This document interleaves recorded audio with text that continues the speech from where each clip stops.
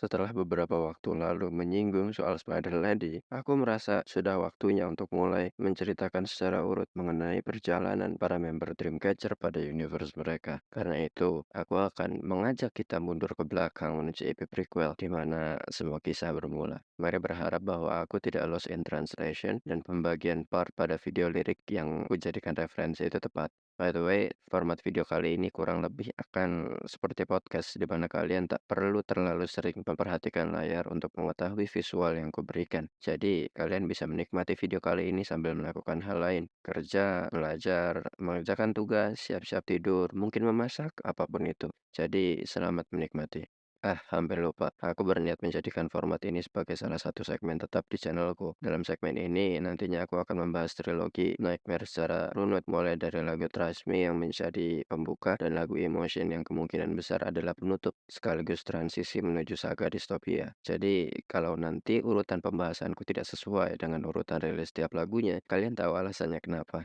Aku akan memulai sesi kali ini dengan sebuah disclaimer. Setiap orang memiliki caranya sendiri untuk memberikan makna pada lagu yang mereka suka. Yang akan aku katakan setelah ini adalah bagaimana aku menangkap makna dan mencoba menuturkannya kembali dalam bentuk kata-kata. Sejujurnya, ini adalah hal yang sulit. Ketika awal kali aku melihat video lirik dari lagu ini, aku merasa benar-benar relate dengan apa yang mereka sampaikan. Rasa yang disampaikan lagu ini membuatku sulit berkata-kata, hanya bisa memejamkan mata sembari sesekali menyeka butiran yang jatuh. Jadi, mohon dimengerti jika pada pembahasan kali ini, aku mungkin akan menjadi terlalu terbawa emosi. Sebagai manusia, aku sangat yakin bahwa ada di antara kita yang pasti pernah merasakan masa-masa tersulit, masa-masa paling kelam dalam hidup, di mana kita terpaksa memilih sebuah pilihan tanpa memperhitungkannya sebaik mungkin. Karena pada saat seperti itu, yang kita butuhkan adalah sebuah jalan keluar dari masalah yang sedang menghantui kita. Faktor ini membuat kita buta terhadap jalan keluar tersebut.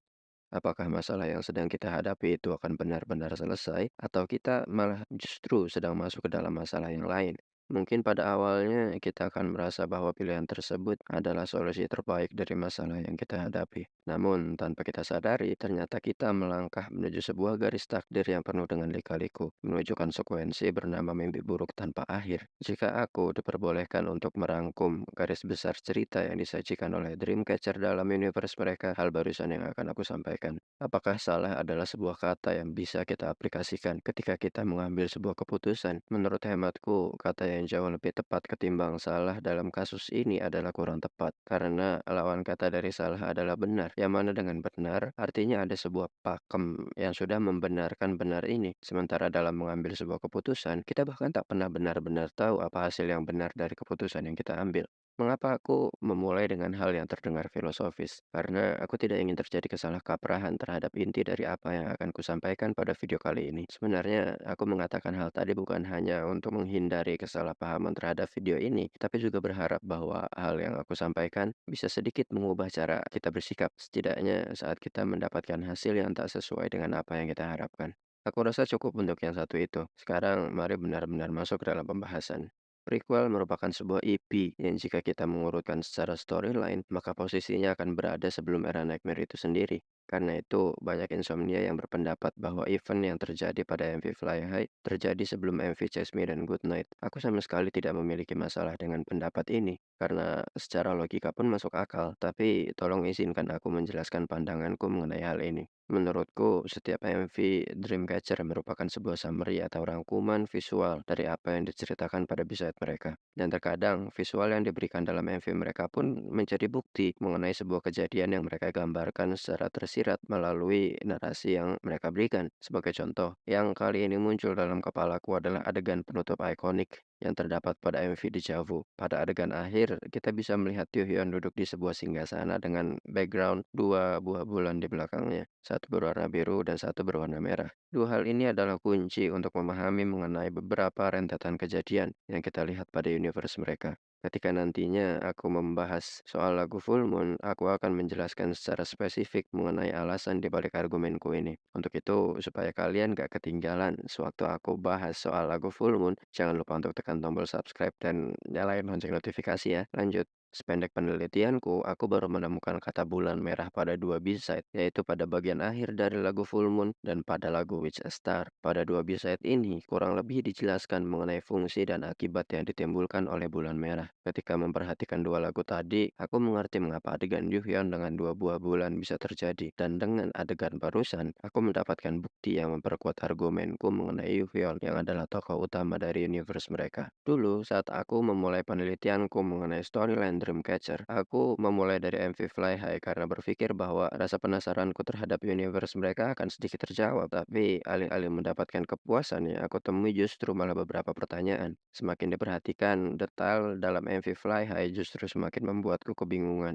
Karena hal ini, aku akhirnya memulai penelitianku dari setiap biset yang terdapat pada Nightmare Saga. Kesimpulan yang kudapat adalah lagu Trust Me merupakan permulaan dari semuanya. Masih ingat mengenai apa yang aku katakan mengenai versi tulang dan daging? Aku tahu, untuk kalian yang baru pertama kali menonton video teoriku pasti akan kebingungan. Apa itu versi tulang dan daging? Setelah kalian selesai menonton video ini, kalian bisa menonton dua videoku yang membahasnya. Link dua video tersebut aku pin di kolom komentar. Dengan menonton dua video tersebut, kalian akan semakin mengerti mengenai konteks yang kumaksudkan. Singkatnya, versi tulang dan daging adalah istilah yang kugunakan untuk menggambarkan penokohan para member Dreamcatcher yang masih berada di dunia nyata, di mana mereka belum terlibat dengan pemburu hantu, kutukan laba-laba, bahkan dimensi cermin sekalipun. Dan apa yang para tokoh ini alami ketika masih dalam versi tulang dan daging dijelaskan dalam lagu Trust Me. Tenang, karena aku janji kalau kalian gak harus terlalu sering lihat layar, aku akan bacain terjemahan dari setiap line yang menurutku sangat berpengaruh pada alur cerita. Seperti yang kuharapkan pada video sejenis ini sebelumnya, mari kita berharap bahwa kita tidak lost in translation. Part yang pertama kali akan aku bahas di sini adalah part dari Sua. Di bagian awal lagu, jika diartikan ke dalam bahasa Indonesia, artinya kurang lebih adalah, aku masih tersesat, aku tak tahu harus pergi kemana, keadaan ini tak membaik sama sekali. Menurut kalian, apa yang sedang dialami oleh Sua sampai dia berkata demikian? Mungkin ada di antara kalian yang berpikir, apakah yang sedang dibicarakan oleh Sua di sini adalah saat di mana mereka masih bernama Minx. Untuk kalian yang mungkin belum pernah mendengar nama Minx sama sekali, Minx adalah girl group yang beranggotakan Jiu, Sua, Sion, Yuhyun, dan Dami sebagai magnet. Karena satu dan lain hal, mereka harus redebut dengan nama Dreamcatcher dan mendapatkan dua member baru yaitu Handong dan juga Kahyun. Menurutku begini, Minx adalah sebuah histori dari para member Dreamcatcher yang sudah terjadi, sejarah yang menjadi pondasi terbentuknya Dreamcatcher dengan konsep yang mereka gunakan sekarang. Sebagai seorang penikmat musik dari Dreamcatcher, aku tak mau menafikan usaha yang dulu mereka lakukan. Namun, era Minx adalah sebuah kejadian di dunia nyata. Para member Dreamcatcher mengalaminya selaku manusia yang sedang berjuang menjalani kehidupan nyata, bukan karakter dalam sebuah cerita yang sedang menjalani skenario yang dibuat oleh penulisnya. Karena hal ini rasanya tidak sopan jika aku menghubungkan kedua hal tersebut. Karena jika aku melakukannya, bagiku rasanya seperti aku mengatakan bahwa Yuhyun benar-benar mengkhianati Jiu dan Jiu benar-benar mengkhianati Yuhyun. Yang aku ingin sampaikan adalah kita harus bisa membedakan antara pemeran dan tokoh yang pemeran itu perankan. Aku sangat sadar jika lirik dari sebuah lagu adalah sebuah sarana yang juga digunakan oleh pengarangnya untuk menyampaikan mengenai aspek-aspek kehidupan yang dialami si pengarang tersebut. Tapi lagi-lagi, aku merasa bahwa menghubungkan apa yang akan kukatakan dengan kejadian yang jelas-jelas mereka alami di dunia nyata adalah tindakan yang sebaiknya tidak aku lakukan. Karena tujuanku adalah untuk menceritakan ulang mengenai alur cerita mereka menggunakan sudut pandangku sebagai seorang penulis amatir.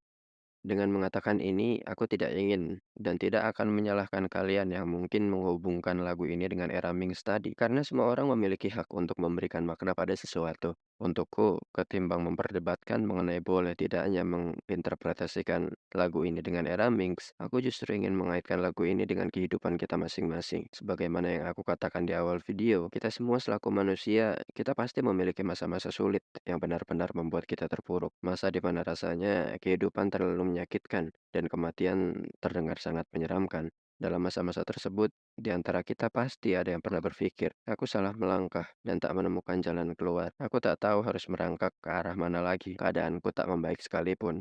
Untuk kita semua yang pernah berpikir demikian, aku berharap bahwa semua kesulitan yang kita rasakan sudah menjadi buah yang manis, yang bisa kita nikmati sambil menyunggingkan senyum bangga karena kita berhasil melaluinya. Dan untuk kita yang masih berjuang mencari jalan keluar, aku berdoa semoga kita semua dikaruniai rasa sabar yang sangat besar dari Sang Sumber pemberi kehidupan, dari Sang Sumber yang maha atas segalanya, yang akan menuntun langkah tersesat kita menuju ketersesatan yang jauh lebih baik, menuju jalan keluar yang kita butuhkan, menuju kisah dan pasrah yang baru, menuju kebahagiaan dan kenyamanan yang sangat kita perlukan. Amin. Sebenarnya aku masih muda dan aku tidak tahu apa-apa. Lain yang dinyanyikan oleh Yuhyeon ini menurutku sedang menggambarkan pencariannya terhadap jati diri. Aku rasa pada titik tertentu dalam hidup kita sebagai manusia, kita akan sampai pada sebuah fase di mana kita benar-benar merasa tidak tahu apa-apa, khususnya mengenai bagaimana dunia ini bekerja. Seiring bertambahnya usia, kita akan semakin merasakan hal-hal yang sebelumnya belum pernah kita rasakan. Dikarenakan hal ini, kita akan merasa diri kita tidak mengetahui apapun mengenai cara menjalani kehidupan, bagaimana seharusnya merespon pada sebuah kejadian, bagaimana seharusnya menjalani kewajiban yang harusnya kita lakukan, dan yang paling sulit adalah mengenai fungsi kita berada di dunia ini. Bahkan di mana kamu sekarang berada. Jika part yang dinyanyikan oleh Gahyeon ini kita hubungkan dengan part sebelumnya, kita akan mengerti bahwa dalam proses pencarian kita terhadap jati diri, kita mungkin akan merasa kehilangan diri kita. Dalam proses ini, kita mungkin mengalami skenario yang mengharuskan kita untuk bertindak di luar keinginan hati kecil kita. Melakukan hal-hal yang membuat kita sendiri tidak nyaman, tapi untuk tetap melangkah ke depan dan terkadang untuk tetap bertahan hidup, kita harus tetap melakukannya. Setelah beberapa kali melakukan hal tadi dengan terpaksa, kita akan merasa bahwa diri kita terbiasa dengan hal yang mulanya bertolak belakang dengan nurani kita tersebut. Ketika sampai pada titik ini, pertanyaan yang ditanyakan oleh Gahyeon ini akan muncul di kepala kita. Di manakah kamu? Wahai diriku yang sebelumnya merasa tak nyaman untuk melakukan hal ini. Apakah aku yang seperti ini adalah aku yang sebenarnya? Jika mungkin ada di antara kalian yang sebelumnya pernah menonton videoku berpikir, apakah hal ini ada hubungannya dengan kesadaran para member yang pernah aku katakan di video-video sebelumnya? Aku akan mengatakan bahwa ini tidak ada hubungannya sama sekali. Mungkin kita bisa mengatakan bahwa hal ini adalah sebuah clue yang secara tak langsung men-spill atau memberi kode pada kita mengenai beberapa kesadaran yang kusebutkan tadi secara tak langsung. Tapi menurutku, menggunakan kata ganti orang kedua untuk berbicara dengan diri sendiri adalah sebuah hal wajar yang dilakukan oleh banyak orang. Pasti beberapa dari yang sekarang sedang mendengarkan ini pun acap kali melakukannya. Ah ya, jika nanti setelah menonton video ini ada yang menonton video lirik dari lagu yang sedang kubahas sekarang, kalian mungkin akan merasa bahwa arti yang kubahas di sini berbeda dengan lirik yang akan kalian tonton tersebut. Tak apa, ini wajar. Aku menggunakan bantuan alat translate untuk memastikan arti dari beberapa part yang menurutku agak sedikit mengganjal. Jadi, kuharap tidak ada keanehan soal ini ya. Aku melihat keluar jendela. Cuaca di luar sana kembali menggelap malam dengan lebih banyak pikiran. Part yang dibawakan oleh Sion ini kurang lebih menjelaskan pada kita mengenai latar tempat dan juga waktu. Latar tempat dari cerita mereka adalah sebuah ruangan ataupun kamar dan latar waktunya adalah senja menuju malam hari. Satu kemungkinan lagi, sepertinya adegan ini pun terjadi beberapa saat sebelum turun hujan.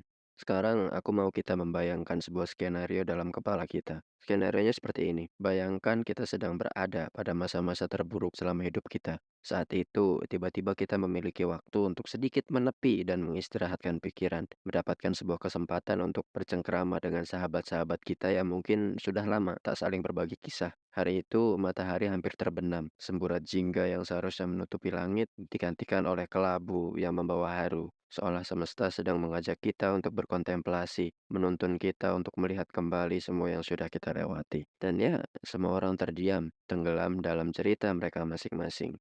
Dalam skenario tersebut, apa yang kira-kira kita rasakan? Aku sangat mengerti jika menjelaskan rasa yang kita rasakan pada skenario barusan akan jadi sedikit menyulitkan. Karena itu, aku tak akan memaksa kalian untuk menceritakan apa yang kalian rasakan. Tapi jika kalian ingin membagi apa yang kalian rasakan kepada aku dan insomnia yang lain, kolom komentar di bawah selalu terbuka untuk kita semua. Di suatu tempat yang jauh, perlahan aku bisa mendengar dan merasakan suara hujan.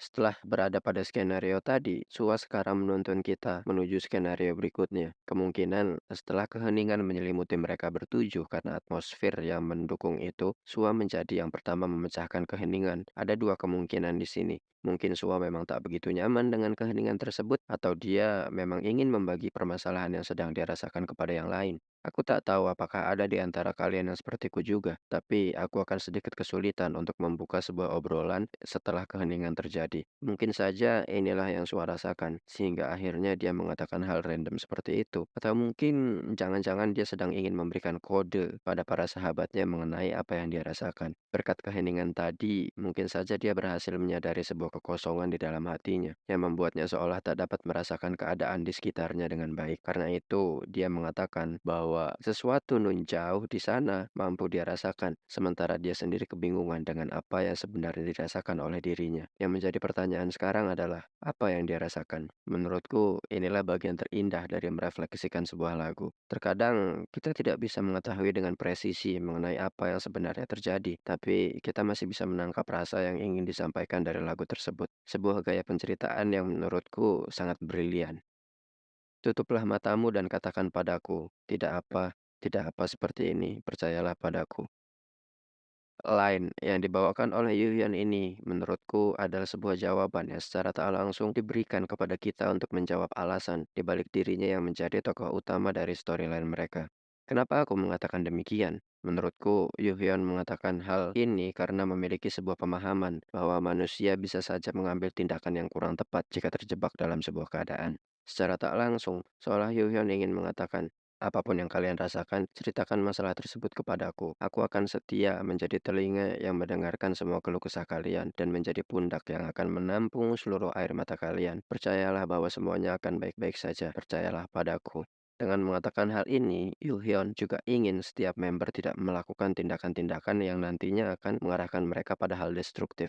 Dengan pemahaman yang dimilikinya, dia menjadi tokoh kunci yang akan selalu mencoba menyadarkan para tokoh lain mengenai tindakan yang sebaiknya mereka lakukan ketika menghadapi sebuah masalah. Berkat pemahaman ini juga, aku bisa menarik sebuah kesimpulan liar. Jangan-jangan, jika ke depannya kita melihat sebuah adegan di mana tokoh yang diperankan oleh Hyun melakukan sebuah tindakan yang mencurigakan, dia sedang menjalankan misinya untuk meraih sebuah tujuan yang arahnya konstruktif. Contoh yang bisa kuberikan untuk saat ini adalah adegan di mana Yuhyun membunuh laba-laba dalam toples yang kita lihat dalam MV Fly High. Sebagaimana yang kujelaskan dalam videoku yang membahas mengenai Spider Lady yang menurutku tak pernah ada, aku menjelaskan bahwa ekspresi Yuhyun yang sulit dibaca tersebut seolah mengatakan pada kita bahwa dia mengetahui bahwa dirinya sendiri tak akan mampu untuk membebaskan mereka dari Nightmare. Untuk lebih jelasnya, kalian bisa menonton video tersebut jika kalian sudah senggang nanti. Apakah dengan mengatakan hal ini, aku mencoba mengatakan pada kalian bahwa tujuan dari tokoh yang dimainkan oleh Yoo ini tidak tulus? Apakah aku mengatakan bahwa tokoh yang dimainkan Yoo melakukan semua misi konstruktifnya itu untuk keselamatan dirinya sendiri? Jawabannya adalah tidak. Ini akan kembali pada penjelasanku di awal mengenai salah dan benar dalam mengambil sebuah tindakan. Menurutku, tokoh yang diperankan oleh Yoo ini tak ingin melihat para sahabatnya terpuruk karena keputusan kurang tepat yang mereka ambil. Menurutku, jika tokoh yang diperankan oleh Yoo mau, dia bisa saja keluar dari dalam nightmare sendiri tanpa harus menolong atau mencoba menolong para sahabatnya yang lain. Alih-alih melakukannya, dia justru mengorbankan dirinya demi kepentingan yang lain. Masih ingat adegan di mana Jio menatap Yuhyun pada MV What? Tatapan Jio yang seolah iri terhadap apa yang dicapai oleh Yuhyun adalah sebuah penggambaran jelas mengenai pengorbanan yang dilakukan oleh Yuhyun. Perlu kita ingat bahwa walaupun tokoh yang diperankan Yuhyun tahu mengenai konsekuensi yang mungkin akan dihadapi para member lain, dia tak mungkin mengatakan semuanya secara langsung karena para tokoh lain mungkin akan merasa digurui. Karena itu, dia lebih memilih untuk memberikan kode pada mereka. Agaknya Hyun pun melakukan hal ini karena dia ingin membuat para member lain bisa mencapai tingkat pemahaman yang lebih tinggi, bukan melakukan sesuatu karena terpaksa ataupun ikut-ikutan. Hal ini akan berguna bagi perkembangan spiritual para tokoh itu sendiri, yang nantinya akan mengantarkan mereka pada ketenangan hidup yang sebenarnya adalah hal yang paling mereka butuhkan. Ketika sedang merasa lelah dan berada pada masa-masa sulit, hatiku merasa frustasi. Di sini, Gahyonlah yang akhirnya menyuarakan apa yang dia rasakan. Jika aku mengandai-andaikan diriku berada dalam adegan tersebut, aku mungkin akan mengatakan hal ini dengan mata yang berkaca-kaca. Teori liarku sekarang, lain yang diberikan oleh Gahyon ini kemungkinan juga menjadi sebuah jawaban dari sebuah pertanyaan yang sebelumnya belum mampu kujawab. Pada beberapa videoku sebelumnya, aku mengatakan bahwa aku masih belum tahu mengapa iblis yang kita lihat dalam MV Fly High mengincar Gahyeon sedari awal. Sekarang, kurang lebih aku bisa mengatakan bahwa iblis ini memilih Gahyeon karena tokoh yang diperankan oleh Makne kita ini berada pada mental state yang jauh lebih rapuh. dan lebih rentan daripada tokoh yang lain. Logikanya seperti ini. Jika kalian sudah menonton videoku yang membahas mengenai kutukan laba-laba, di sana aku mengatakan bahwa iblis ini terkurung pada sebuah kristal dan akhirnya terbebas pada event pohon bahasa. Iblis yang kita lihat pada MV Fly High merupakan kesadaran lain dari si iblis ini, yang kondisi kekuatannya jauh lebih lemah karena tubuh utamanya disegel dalam kristal. Karena keadaan tersebut dalam event Nightmare, dia hanya mampu untuk memberikan manipulasi berupa bisikan-bisikan destruktif yang mengarahkan para tokoh pada event pohon bahasa untuk membebaskan dirinya. Demi mencapai tujuan ini dengan efisien, dia memilih Gahyeon dengan memberikan angan-angan palsu, membisikkan kata-kata manis yang akhirnya membuat tokoh yang diperankan oleh Gahyeon berpikir bahwa yang dilakukannya adalah sebuah langkah menuju angkasa luas bernama kebebasan. Seperti salah satu scene dalam MV Fly High, I can't fake it, fly high. Aku bisa memalsukan hal itu, terbang tinggi. Mudah saja, aku tidak berpikir bahwa aku memiliki hal seperti itu. Line yang dibawakan oleh Jiu ini menjadi petunjuk mengenai penokohan dari karakter yang diperankannya.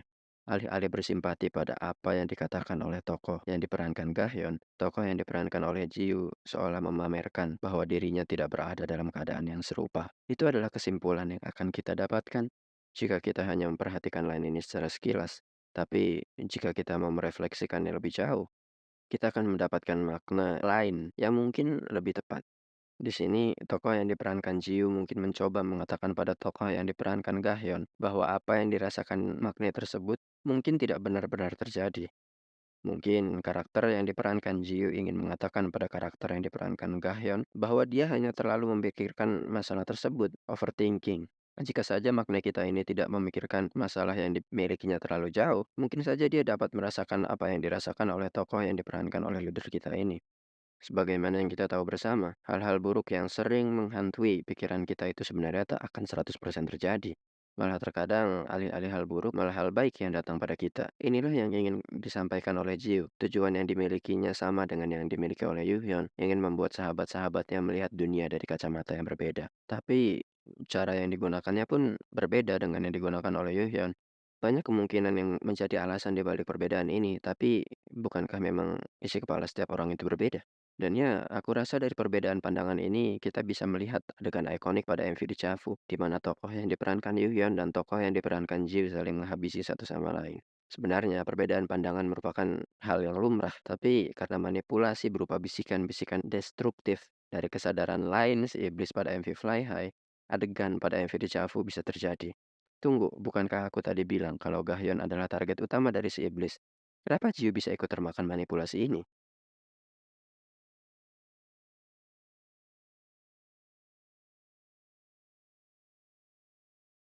Jawabannya adalah karena si iblis ini bukan hanya bertujuan untuk membebaskan dirinya melalui tangan Gahyeon, tapi juga menimbulkan perpecahan yang akhirnya membuat Yuhyun tersingkir dan dirinya bisa bebas menguasai para tokoh lain yang akan dia gunakan sebagai pion-pionnya ketika dirinya sudah terbebas demi menyebarkan keburukan dan kehancuran sejauh mungkin.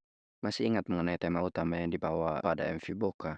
Aku bisa menjamin bahwa tokoh yang diperankan oleh Yuhyun masih ada saat itu. Pun demikian, masih banyak korban yang berjatuhan. Bayangkan saja jika eksistensi dari tokoh yang diperankan oleh Yuhyun benar-benar menghilang sejak Nightmare Saga. Kira-kira huru-hara macam apa yang akan terjadi? Tidak, dengan mengatakan ini, aku bukan menafikan tokoh yang diperankan oleh member lain. Bukan juga mengatakan bahwa mereka tidak memiliki andil dalam kemajuan cerita universe mereka. Apalagi mengatakan bahwa para member lain menjadi beban yang harus dipikul oleh Yuhyun seorang. Tidak sama sekali. Setiap tokoh memiliki peranan mereka masing-masing. Yang dengan peranan mereka ini, kita bisa menikmati seluruh kisah yang mereka sajikan, dan tentu saja mengambil pelajaran berharga yang membuat kita bisa sedikit lebih memahami mengenai kehidupan. Sama halnya dengan peranan kita sebagai manusia. Aku tahu rasanya pasti berat sekali ketika kita berpikir bahwa tidak ada value yang bisa kita berikan pada keberlangsungan dunia ini. Pasti berat sekali rasanya ketika kita merasa bahwa dunia ini tidak membutuhkan kita. Memang benar, dunia akan tetap berjalan meskipun kita tak ada. Tapi setidaknya dengan bertahan dan terus memperjuangkan apa yang semestinya diperjuangkan, hidup kita bisa memiliki arti bagi orang terdekat kita. Orang tua, pasangan, sahabat, teman, dan orang-orang terdekat lainnya. Bayangkan kita mengatakan pada orang-orang itu bahwa kita lelah dan ingin mengakhiri semuanya, bahwa kita tak memiliki arti dan fungsi dalam kehidupan mereka. Apa yang sekiranya mereka katakan? Mungkin mereka hanya akan diam dan tak berkata-kata. Tapi apakah kita bisa menjamin bahwa hati mereka baik-baik saja? Sudah lama ya, aku beristirahat di sini. Belakangan ini kamu terlalu sibuk. Tak apa, terkadang kamu boleh bernafas. Part ini dinyanyikan oleh Dami. Aku rasa apa yang ingin disampaikan melalui line ini cukup jelas. Tokoh yang diperankan oleh Dami ingin mengatakan pada seorang tokoh lain untuk sejenak menarik diri dari hingar-bingar kesibukan yang membuat orang tersebut tidak menemui tokoh yang diperankan Dami dalam waktu yang lama. Kita harus memperhatikan pada kata bernafas di sini. Selain bisa diartikan menggunakan pengandaian seperti yang barusan kukatakan, kata ini juga bisa diartikan secara literal. Dan jika hal ini kita artikan secara literal, kita akan sedikit lebih memahami mengapa tokoh yang diperankan Dami mengatakan hal ini. Kemungkinan besar, orang yang diajak bicara oleh tokoh yang diperankan Dami memiliki emosi yang agak sulit dikendalikan. Ketika emosi kita sedang meluap, nafas kita cenderung cepat dan tak beraturan. Coba kita perhatikan lebih seksama. Ketika kita sedang marah pada seseorang, apakah kita menghardik dan mencaci orang tersebut dengan nafas yang teratur atau dengan nafas yang tak beraturan? Ketika kita sedang marah, nafas kita cenderung akan menggebu-gebu, yang membuat adrenalin kita berpacu, yang pada akhirnya akan membuat kita mengatakan hal-hal yang seharusnya tidak dikatakan. Kita mungkin memang akan kesulitan untuk mengendalikan kata-kata yang keluar dari mulut kita saat sedang marah. Tapi laju jantung kita yang menyebabkan adrenalin tadi bisa sedikit kita kendalikan. Bagaimana caranya? Dengan menarik nafas yang lebih panjang dan lebih perlahan. Dengan begini, adrenalin yang tadi memuncak bisa sedikit mereda. Garis besar yang bisa kita tarik dari dua cara kita memaknai kalimat di atas tetap sama. Menarik diri dari lelahnya hingar-bingar yang menguras emosi, dan menarik diri dari amarah yang berapi-api. Kedua hal ini pun memiliki tujuan yang sama, yaitu ketenangan. Tokoh yang diperankan Dami ingin lawan bicaranya untuk sejenak beristirahat agar dapat menghadapi hari esok dengan lebih baik. Dari lain ini juga kita bisa menemukan sebuah fakta. Ternyata tokoh yang diperankan oleh Dami pun memiliki rasa simpati yang sama dengan tokoh yang diperankan oleh Yoo Hyun dan tokoh yang diperankan oleh Jiu. Tapi lagi-lagi, cara yang digunakan oleh tokoh yang diperankan Dami ini berbeda dengan kedua sahabatnya. Cara yang ingin dilakukan olehnya adalah memberikan ruang untuk rasa sesak yang dirasakan oleh sahabatnya. Mau tak mau, sebagai manusia, terkadang kita harus mengamini bahwa ketika kita sedang berada dalam masalah, tak selamanya kita membutuhkan nasihat. Ketika mendapatkan masalah, air mata tak selalu menjadi jawaban. Dan ketika mendapatkan masalah, tak melulu solusi yang kita cari. Karena saat sedang mencari solusi, rasa sakit yang kita terima karena masalah itu akan kembali terasa. Apa yang kita butuhkan saat sedang berada dalam posisi ini? Setiap orang akan memiliki jawaban yang berbeda. Jadi, mari kita tanyakan pada diri kita apa yang sekiranya kita butuhkan ketika berada dalam keadaan tersebut. Mungkin saja tokoh yang diperankan Dami ini mengerti bagaimana rasanya memiliki masalah, namun tak ingin membicarakan masalah tersebut untuk mencari solusi, tak mampu lagi bercerita dan sudah terlalu lelah menangis. Dia berpikir bahwa lawan bicaranya mungkin saja mengalami hal yang sama dengan yang dia alami karena tak mengatakan secara spesifik mengenai masalah yang dia miliki. Karena itu, yang bisa dia lakukan sekarang adalah memberikan ruang untuk menenangkan diri, dan ketika sahabatnya ini sudah siap, dia akan membantunya mencari jalan keluar. Hari ini aku bahkan tidak ingin keluar, aku hanya ingin berbaring di kamarku. Harmoni antara Sion dan Dami ini seolah mengkonfirmasi mengenai apa yang tadi kukatakan. Mereka berdua ingin mengatakan pada tokoh yang diajak bicara oleh Dami bahwa mereka berdua akan menemaninya di kamar tersebut sampai dia merasa jauh lebih baik. Atau malah ternyata tokoh yang diperankan Sion lah yang diajak berbicara oleh tokoh yang diperankan Dami. Setelah part tersebut, yang kita dapati adalah para member saling bertukar line satu sama lain. Hal ini dapat kita artikan begini. Mungkin saja pada akhirnya para tokoh dalam cerita ini pun sadar bahwa masing-masing dari mereka memiliki masalah.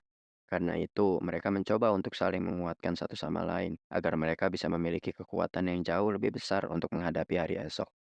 Aku akan tertawa lebih banyak. Menurutku, pada part ini Yuhyun ingin memberikan semangat kepada para sahabatnya yang lain. Secara sekilas, intensinya sedikit sama dengan yang aku jelaskan mengenai line Jiu beberapa saat lalu. Ingin mengatakan bahwa dia bisa tertawa dan yang lain pun bisa melakukannya. Memang, jika kita perhatikan sekilas, itu yang akan kita pahami. Tapi bagaimana jika maksud dari tokoh yang diperankan Yoo Hyun di sini adalah untuk mengajak berbahagia bersama? Pada lain ini juga, impresi yang kudapatkan adalah Yoo Hyun secara tak langsung mengatakan pada kita bahwa dirinya pun memiliki masa-masa sulit yang membuatnya tak terlalu bahagia. Dari sini, kita pun mengetahui bahwa goals yang ingin dicapai oleh tokoh yang diperankan Yoo Hyun adalah untuk mencapai sedikit lebih banyak kebahagiaan daripada yang sebelumnya ia dapatkan.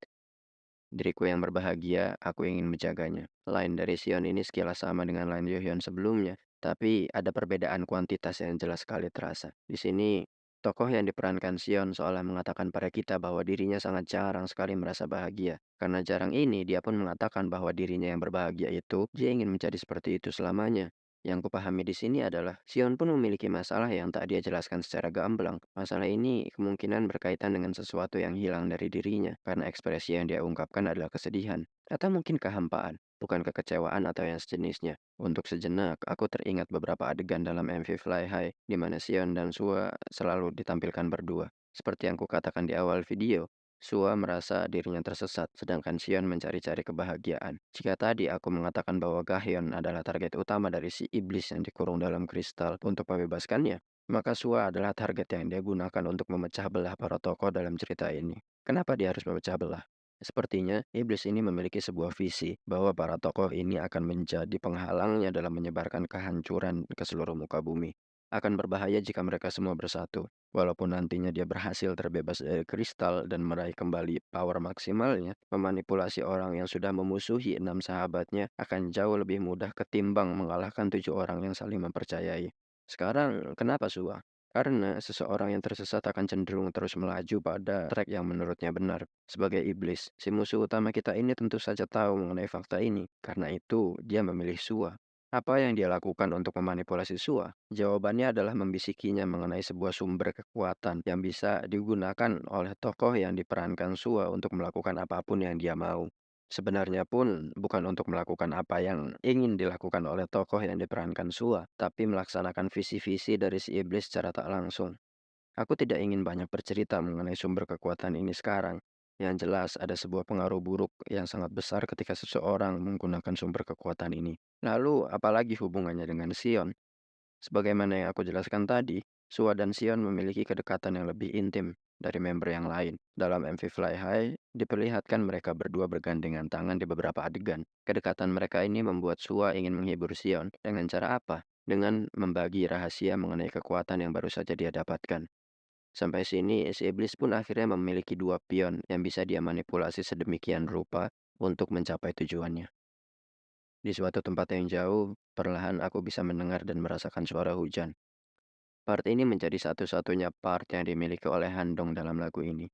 Tidak sedikit insomnia yang menyayangkan hal ini, meskipun hanya mendapatkan satu line, suara yang dimiliki Handong sangat mampu untuk mendapatkan tempat khusus pada hati kita masing-masing. Ada insomnia yang berkata bahwa mungkin Handong hanya diberikan satu line tersebut karena warna suaranya masih belum cocok dengan lagu tersebut. Yang mana aku sangat tidak setuju dengan hal itu. Entahlah, kurasa ada sebuah perkara praktikal yang menjadi alasan mengapa Handong hanya mendapatkan line ini. Lagi-lagi sebuah faktor real life yang tak bisa diganggu-gugat. Tapi jika dibahas dari segi alur cerita, apakah sekiranya pendapatku?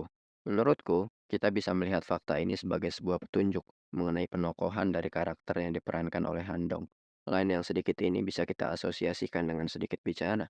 Dengan begini, ada 2 kemungkinan yang terpikirkan olehku ketika seseorang memilih untuk lebih banyak diam padahal sedang berkumpul bersama teman-temannya.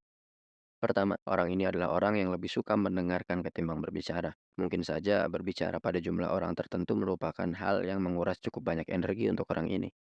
Sehingga dia lebih memilih untuk hanya mengatakan apa yang harus dia katakan dan mendengarkan semua yang dikatakan oleh teman-temannya. Kedua, orang ini merasa tidak relate dengan tema obrolan yang dibawa. Namun, dia tak ingin merusak flow percakapan. Sehingga pada akhirnya dia hanya mengulang apa yang sebelumnya dikatakan oleh temannya yang lain. Dari 2 kemungkinan di atas, yang rasanya lebih masuk akal bagiku adalah kemungkinan pertama. Langkah selanjutnya adalah mengira-ngira penokohan seperti apa yang dimiliki oleh tokoh yang diperankan oleh Handong.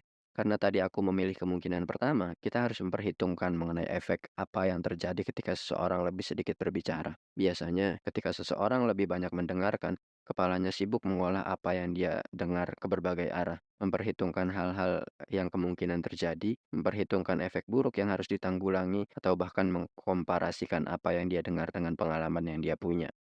Entah mengapa, aku merasa bahwa hal ini mungkin ada hubungannya dengan luka batin yang juga dimiliki oleh tokoh yang diperankan Handong. Mungkin saja ada sebuah trauma yang dia miliki yang membuatnya kesulitan untuk berbaur dengan orang lain, di mana dia akan selalu merasakan kekosongan dalam dadanya walaupun dia berada dalam keramaian yang hingar-bingar. Hal ini akan masuk akal jika kita menyambungkannya dengan beberapa adegan yang kuingat. Adegan Handong dalam sebuah bathtub dalam MV Fly High, adegan di mana Handong melemparkan sebuah pesawat kertas berwarna hitam yang juga berada di MV Fly High, dan adegan di mana Handong seperti terjebak dalam jaring laba-laba pada MV UNI. Nantinya, aku akan membahas ketiga adegan ini secara rinci ketika membahas mengenai masing-masing MV-nya. Namun yang jelas, ada sebuah garis besar yang menurutku menghubungkan ketiganya, yaitu kesedihan karena kesendirian. Aku yakin, ada di antara kita yang pernah merasakan perasaan ini, perasaan sepi seramai apapun sekitar kita. Dan aku yakin, rasanya benar-benar tak nyaman ketika kita tak memiliki tempat untuk melarikan diri dari rasa tersebut. Ini juga yang kemungkinan dirasakan oleh tokoh yang diperankan oleh Handong dalam adegan di mana dia melemparkan sebuah pesawat kertas berwarna hitam dalam MV Fly High. Agaknya dia sedang berusaha untuk menghibur diri dan mencari tempat untuk menghindari hingar-bingar antusias para sahabatnya yang baru mendapatkan sebuah sumber kekuatan baru. Kendati demikian, ada dua orang sahabatnya yang masih memata-matainya. Kemungkinan besar karena rasa curiga. Karena itu, kita bisa melihat adegan dalam bathtub di mana kemungkinan tokoh yang diperankan oleh Handong mencoba untuk kembali ke tubuh aslinya sendirian. Yap, dia berpikir mungkin dengan mengakhiri hidupnya di dimensi ini, dia bisa kembali ke dimensi asalnya, di mana dia bisa menyendiri tanpa gangguan dari siapapun. Dan ternyata hal ini tak berhasil. Kesadarannya tetap berada dalam dimensi tersebut. Dan ya, rasa ingin menyendiri ini seperti tidak hilang begitu saja. Pada MV UNI, dia mencoba menyendiri dan malah terjebak dalam jaring laba-laba. Sampai akhirnya dalam MV What, dia berhasil menyendiri sejenak dalam sebuah loker. Si iblis villain kita ini tentu saja sangat menyadari bahwa masalah waktu sampai akhirnya tokoh yang diperankan oleh Handong ini akan menemukan bahwa ada sesuatu yang salah. Sebagaimana yang kita tahu, ketika tak banyak berbicara, seseorang cenderung akan banyak berpikir. Karena itu, si iblis ini menyiapkan sebuah konspirasi yang akhirnya membuat tokoh yang diperankan Handong terjebak dalam sebuah dimensi labirin sebelum event Red Sun terjadi. Aku akan membahas mengenai penyingkiran tokoh yang diperankan Handong ini ke depannya. Tapi jika kalian penasaran, aku sedikit men-spill-nya dalam videoku yang membahas mengenai kutukan laba-laba.